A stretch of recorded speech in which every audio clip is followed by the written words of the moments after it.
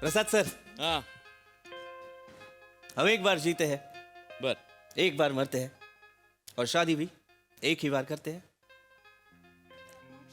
Guess करा मी कुठे आहे. गेस करा. हंसांवरती बॉडी स्प्रे मारलास म्हणजे हनीमून. ओंकार राऊत याला म्हणतात अनुभव. याला म्हणतात अनुभव. सर करेक्ट ओळखलेलं आहे तुम्ही. लग्न झालेलं आहे, हनीमून आलेलो आहे. Yes yes correct. माझ्यासाठी अचिव्हमेंटच आहे.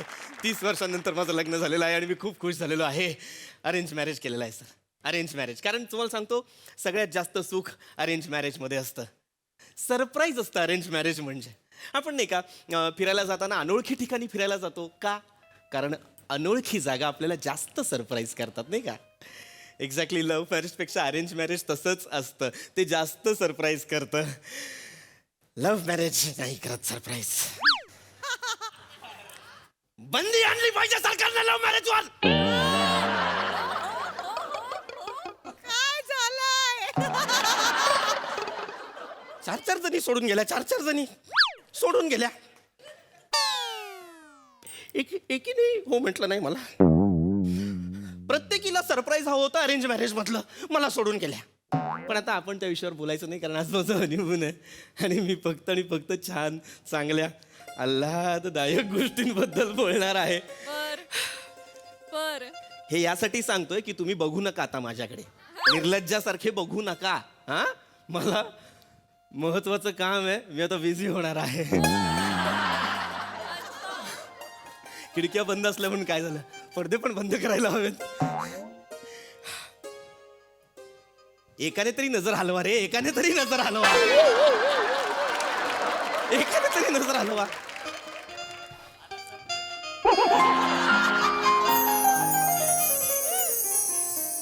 आहो येऊ का? येऊ का काय विचारतेस? माझ्या हृदयाचा मार्ग तुझ्यासाठी टोल फ्री आहे. इश्श. होय.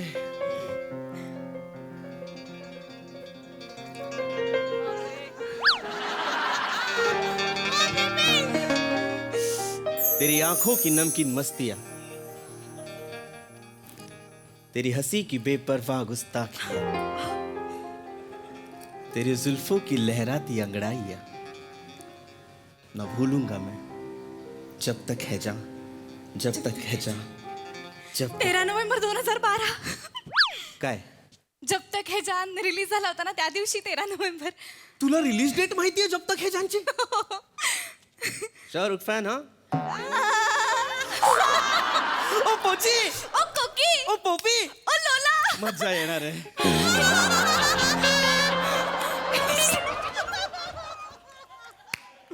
मज्जा येणार आहे. मज्जा येणार आहे. आवडी निवडी जुळलेल्या आहेत. आता धमाल येणार आहे. प्रिया डोळे बंद कर ना. इश्श.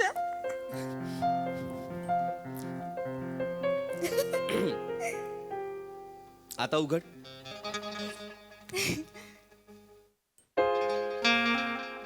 गुलाब.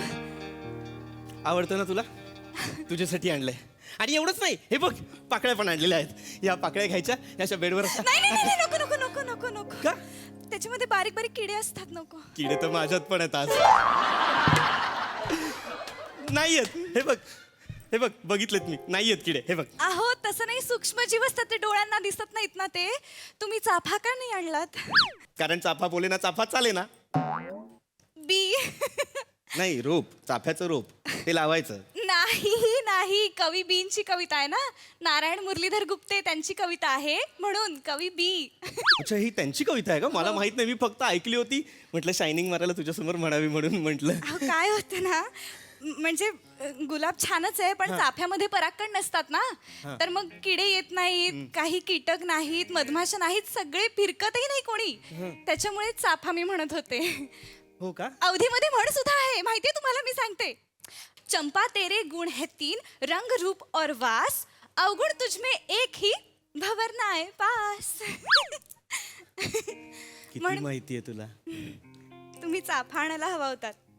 पण मग आता या गुलाबाचं काय करू? काय माहिती, गुलाब राहू देत, पण चाफ्याचं काय माहिती का, कामदेवाची जी आवडती फुलं आहेत ना त्याच्यामध्ये पण चाफा एक आहे.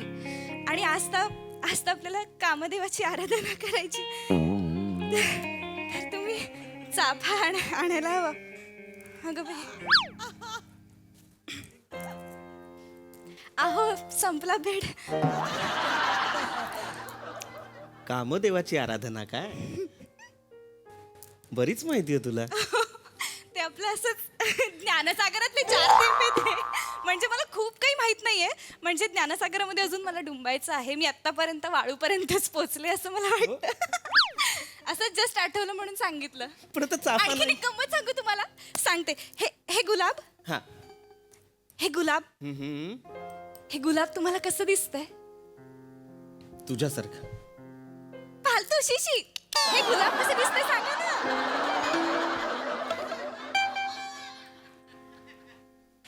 हे तुम्हाला हे कसं दिसतंय? गुलाबासारखं, गुलाबी पाकळ्या असलेलं. हा, आता हे गुलाब झुरळाला कसं दिसत असेल? सांगा सांगा. मिशांमधनं. नाही, त्याला मोझॅक विजन असतं. मोजॅक. त्याला आपल्यासारखं नाही दिसत. नाही. म्हणजे अशा जाळ्या असतात ना, हा, हा. जाळ्यांमधनं आपण बघितल्यावर आपल्याला कसं दिसेल हा. तसं झुरळाला दिसतं. तसं झुरळाला हा, मग त्याला रंग नाही दिसत, त्याला प्रतिमांचे आकार दिसतात. बर. प्रतिमा प्रत्यक्ष दिसतच नाहीत त्याला. हो, अच्छा, वा वा, छान. झुरळाचं मस्त आहे बाबा. हा. पण मग गुलाबाचं काय करू? गुलाब असू देत ना. आता हे गुलाब कुत्र्याला कसं दिसत असेल सांगा. खड्ड्यात गेला कुत्रा, कुत्रीला गुलाब देतो का हनीमूनच्या दिवशी? नाही. देतो का? असे चाळे तर आपण माणसंच करतो फक्त. माणसंच करतो की नाही? मग? कुत्री कुठे काही मागतात कुत्र्याकडे? कुत्री नाहीच, माणसंच मागतात ना. त्यात फेकला, गुलाब फेकला. चल, गुलाबावर आपण थांबूयाच नको. माझ्याकडे आणखीन एक गंमत आहे. अगं बाई, काय आहे? लाजली. ताकद थांबा. प्रिया, हा, दूध गाईचं आहे की म्हशीचं आहे? हॉटेलचं आहे. हा, मी त्यांना सांगितलं 1 ग्लास दूध पाठवा, त्यांनी पाठवलं. हॉटेलचं दूध आहे. पण गाईचं आहे की म्हशीचं आहे? ते मला माहित नाही. काय प्रॉब्लेम आहे? काय अलर्जी आहे का तुला दुधाची? नाही, मला एक गंमत आठवत होती, सांगू का? सांगते. गाईचं दूध पिण्याची सुरुवात किती वर्षांपूर्वी झाली सांगा? 7-8 हजार. नाही काय, हो, 7-8 हजार वर्षांपूर्वी झाली. निओलिथिक कालखंडामध्ये ना उत्तर युरोप आणि ब्रिटन मधल्या लोकांनी याचा शोध लावला. म्हणजे लोक कसली शेतकरीच होते. काम करता करता असा शोध लागला. त्याच्या पुराव्यांचं नाही का आर्टिकल आहे माझ्याकडे 5 पानांचं. तुम्हाला मी पाठवते, तुम्ही आता वाचता का? ए, नाही. 5 मिनिटं लागतील फक्त. अहो, ते पुरावे बघून तुम्ही वेडे व्हाल. मला पुरावे बघून नाही वेडं व्हायचंय. मला अहो, वेडं व्हायचंय पण नाही, तुम्ही त्याच्यामध्ये ना चित्र पण दिली आहेत त्या सगळ्या पुराव्यांची. ती चित्र तुम्ही बघा प्रिया, ना. अहो, ही वेळ ती चित्र पाहण्याची नाहीये. ही वेळ काहीतरी विचित्र करण्याची आहे.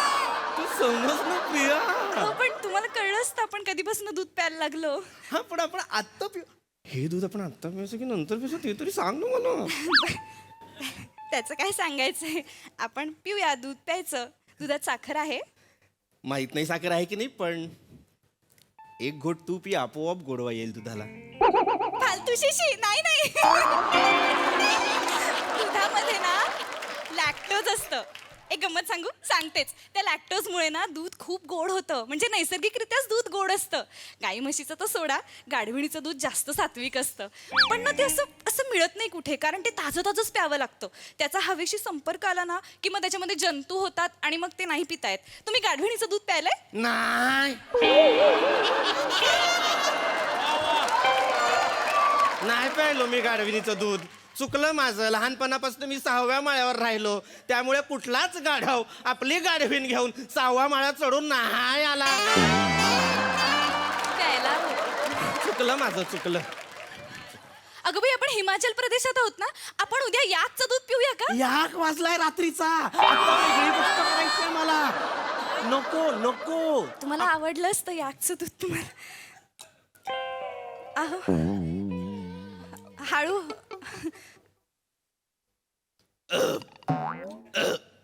दूध संपलं, विषय संपला. आता आपण दुधावर बोलायचं नाही. आता काही झालं. कशावर बोलायचं मग आता? आपण हनीमून वर बोललं पाहिजे ना प्रिया. बरं. अरे आपला हनीमून आहे प्रिया. ही जी एक्साइटमेंट मला आहे ती तुला पण येऊ दे ना प्रिया. नाही मला आहे की हो एक्साइटमेंट मला तुम्हीच टाइमपास करताय मी तर रेडीच आहे कधीपासून. मी टाइमपास करतो. होय हनीमूनवर बोलायचं. हनीमूनवर बोलूया. हनीमून या शब्दाची सुरुवात खूप खूप वर्षांपूर्वी झाली. हनीमूनवर बोलूया म्हणजे व्याख्यान नाही हनीमूनवर. हनीमून मुळात हनीमून रे बोलायचा नसतो, करायचा असतो. हनीमून करायचा असतो. फरक आहे. अहो. कोणती परीक्षा? लेखी परीक्षा. फरक आहे. फरक आहे प्रिया. मला माहितीये फरक आहे. मग मला माहितीये हनीमून करतात. हा. नर मादी एकत्र आले की हनीमून करतात. Yes, yes. पण काही सगळे हनीमून करत नाही. टुक टुक टुक टुक टुक. मग एक इकडे म्हणजे एकपेशीय प्राणी असतात ना त्यांच्यात नरमादी नसते ते कुठे हनीमून करतात. एक गंमत सांगते. अमिबा असतो ना अमिबाला प्रजननासाठी अमिबाची गरजच पडत नाही. म्हणजे दुसऱ्या अमिबाची गरजच पडत नाही. तो सगळं काही एकटाच करत असतो. गेली 30 वर्ष मी अमिबा सारखाच जगतोय.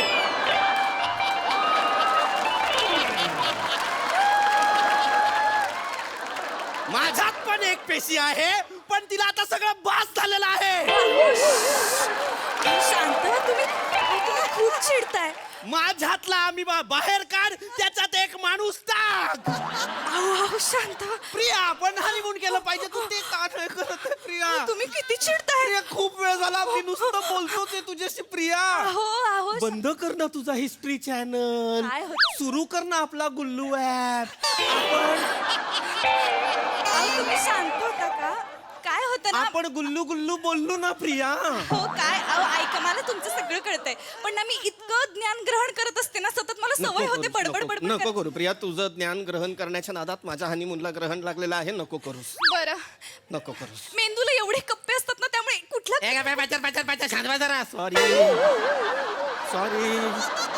सॉरी प्रिया, मला नव्हतं ओरडायचं पण प्लीज हनीमून सोडून बाकी सगळं होतं. आपण हनीमून या विषयावर बोलूया ना प्रिया. प्लीज हनीमून माझ्यासोबत तुझा हनीमून. घरचे पण सतत बोलत असतात त्याच्यावर. मग बोलणारच ना. तू काय एन्सायक्लोपीडिया आहेस का सतत कशाची तरी माहिती देतेस? म्हणून ते मला पिडिया म्हणतात का. मला वाटलं पिरियाचं पिडिया म्हणत असतील. चिडवतात ते तुला. ए पिडिया असं चिडवतात ते तुला. बरं मी आता तोंडाला कुलूप लावणार. मी आता काहीच नाही बोलत. अरे असं नसतं हनीमूनला तोंडाला कुलूप लावत. पद्धती वेगळ्या आहेत. ये तिथपर्यंत. मी तुमच्याबद्दल बोलू का फक्त. मी बाकीचं काहीच बोलणार नाही. मला प्लीज तुमच्याबद्दल तरी बोलू द्या ना प्लीज. हीच अपेक्षित आहे ना कधीपासून. बोल. तुम्ही हे थोडं ऑकवर्ड नाही होते का. चल बोल माझ्याविषयी बोल.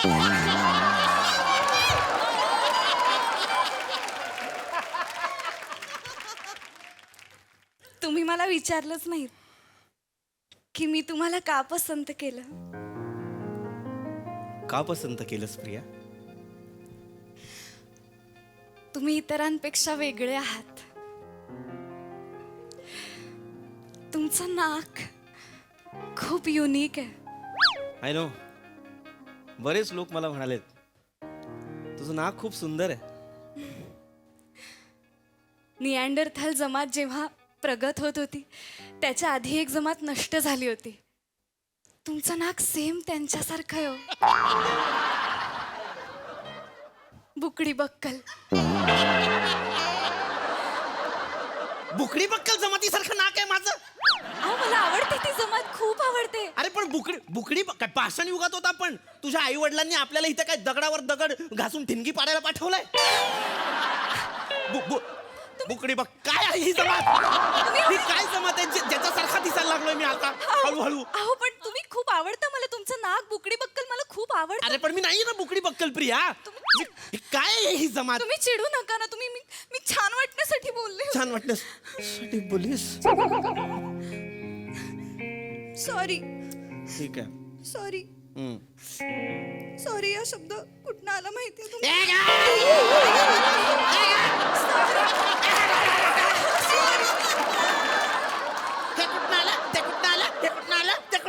तेच कर. बरं सॉरीचं नाही सांगत. सॉरीचं नाही सांगत. खड्ड्यात गेली. मला नाही करायचं हनीमून. अजिबात नाही करायचं मला हनीमून. एक एक हनीमून करायची संधी मिळाली होती 30 वर्षानंतर. हनीमून कमी, एन्सायक्लोपीडिया जास्त मिळालेला आहे. ए चल वाचते रे. सांगायला आलं मला तुझ्याबरोबर हनीमून करण्यापेक्षा खाली जाऊन त्या वॉचमन सोबत जागते रहो. हे करीन मी. बस तरुणाचे रोल देताय मला.